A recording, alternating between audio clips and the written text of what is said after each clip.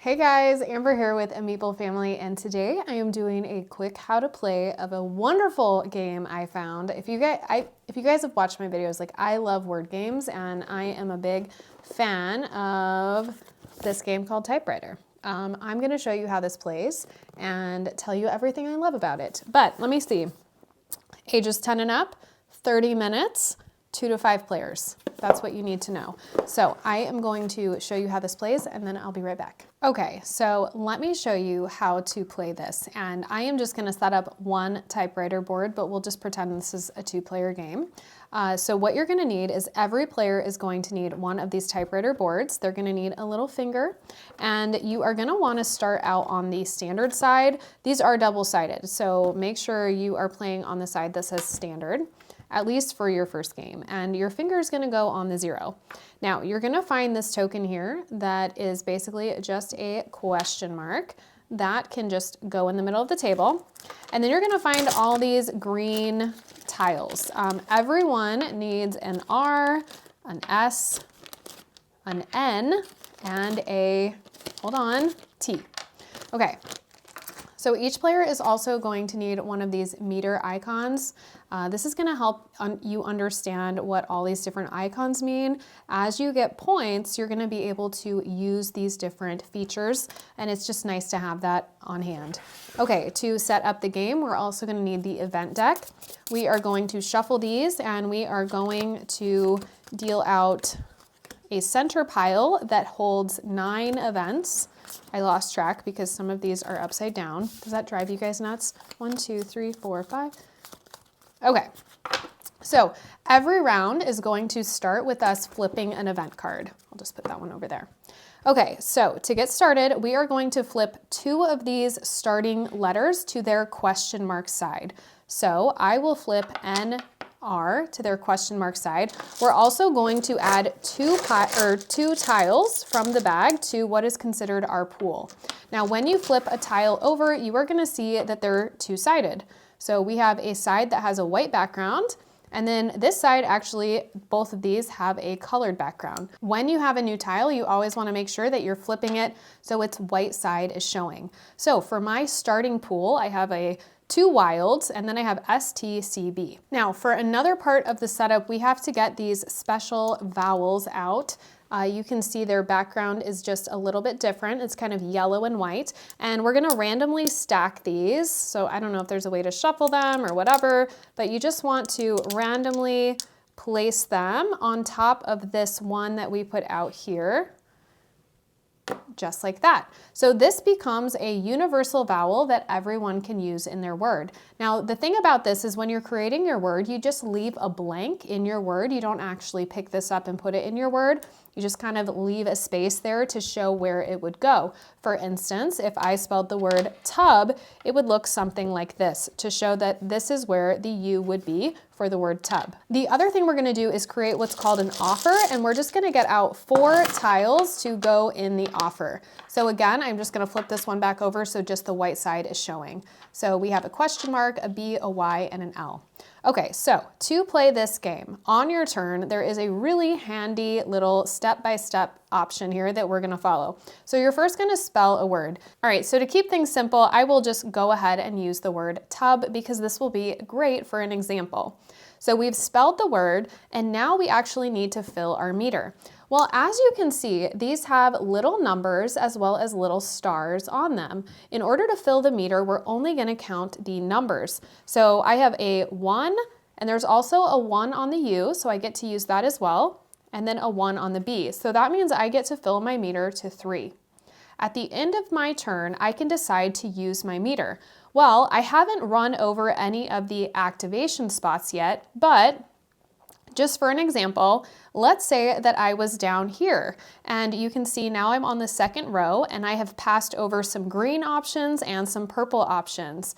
What you're allowed to do is use 1 special ability in each color. So obviously I can't use orange because that is still higher up on my meter track that I haven't reached yet, but I could use purple or green. So if I look, I could use a purple option. Looking at my list here of icons, I could add a key to the offer, or I can claim a temporary wild. So I think I will go ahead and claim one of these temporary wilds. The special thing about these is they actually give you a point to move up on your meter track, where these ones like this, they do not. They do not give you any points. So those can be really nice when you're trying to create larger words. So that would be a purple. And then for a green action, I have a little piggy bank, which means I can bank one key in my word. So if I choose to bank a key, that's really a huge part and really the only way to score points in this game. So if I want to bank, for instance, this letter T, it is going to be worth 1 point. But if I could take the star action too, that would let me move a banked key to the star side.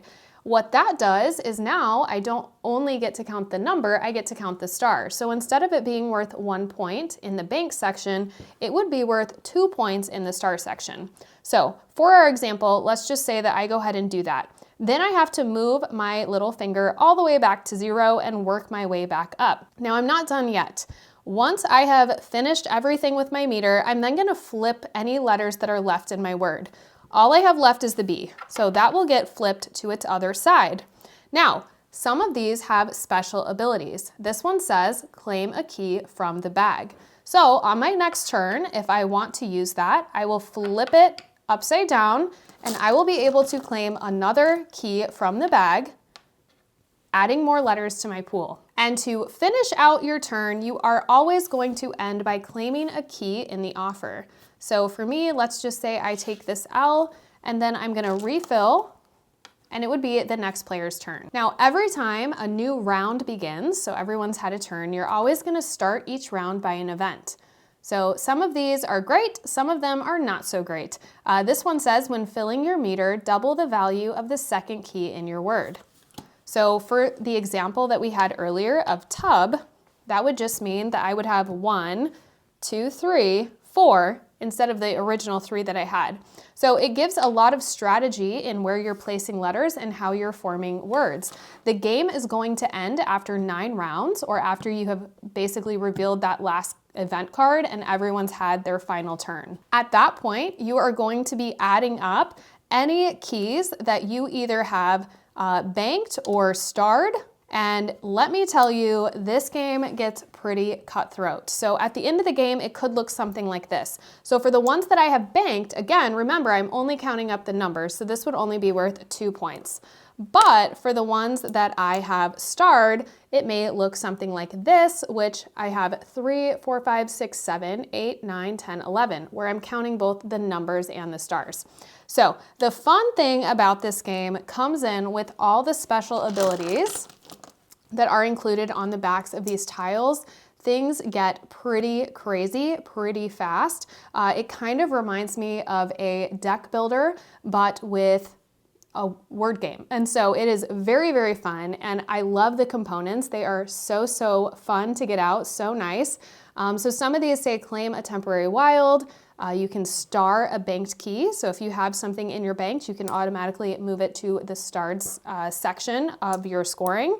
But that is just a really quick look at how this game works. I don't feel like a lot of people know about this game, so I wanted to share it because my whole family loves playing this one. We have so much fun. It doesn't take very long. And it's just a really, really fun one, but let me head back up and I'll give you my final thoughts. All right, so as I was saying, I absolutely love this game. I love the components. I think they are so nice. I think this game is clean, easy. If you love word games, I mean, to me, this is way better than like Bananagram, Scrabble, those types of games. There's so much more to do here. It's so much more fun. I feel like some of those can get really redundant, you know, especially if you play with the same people a lot. It's like, oh yeah, there's that, you know, same move and same words that you use over and over again. With this one, I think because of all of the special abilities, which I will say the rule book does a great job. In the back, they have like an appendix where it details every single special ability that you run into. And that's really, really handy because sometimes you interpret those different. And so it's nice to have something like that where it really makes the rules clean and clear. But this is a game I'm hopefully going to be doing a playthrough with my son. He beats me at this every time, but we have a lot of fun playing it. And it is one we have made countless memories around this table playing, and I just wanted to share it because I don't feel like a lot of people talk about it. You guys know that I mainly love solo games, but this is one I love playing with my family. I love playing with a group of people. It's not too intimidating to teach to new players because I don't feel like these special abilities are overly complicated to understand. But like I said, if we need to clarify them, you can always look in the appendix of the rule book, but they're very, very simple. I mean, you can't be too crazy and in-depth with the small amount of space that they have to put, you know, special powers on the backs of these words. And so every time you're making a word, you're flipping a word, and you're strategically trying to flip words to use in your next word so you can get the most points for them. The other thing I forgot to mention actually is that stack of vowels. So all the vowels are there, all 5. And if you spell a word with at least 9 letters, you can kind of adjust the rule if you want, but standard is just 9 letters long. You actually get to take this vowel and move it into your banked section automatically, which is then going to reveal a new vowel for everyone to use. So I did forget to mention that, I'm sorry, but that is another aspect of the game. And this is similar to one of his other games from Fowers Games that I can't remember which one it is.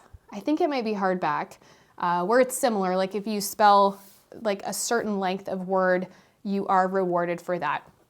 So very similar premise here. Really, really love this game. I can't say enough about it. It is such a great game. I think it should replace every word game in your home. This is fun, it's easy, it's fast, it's unique. The components, the quality are excellent, and I think you can still buy this on Fowers Games website. I will put that, I hope I'm saying his name right, Fowers. I will put the website in the link up to the description. I purchased this game on my own. I absolutely love all the games that he comes out with. He's the same creator of Paperback Adventures, Hardback, which are on my top 100. And then I've played another one that I think it's like Burglar Brothers digitally. I wasn't a huge fan. I really like the word games he does though. I think they are top notch. So definitely check out Typewriter. I really, really like this one. I think you guys will enjoy it. And hopefully I will have a playthrough up soon for you. So if you would rather see the game in action, that might be a little more fun. But hopefully this gave you an idea of if it's a good fit for your home. But that's all I have for you today. See you guys next week.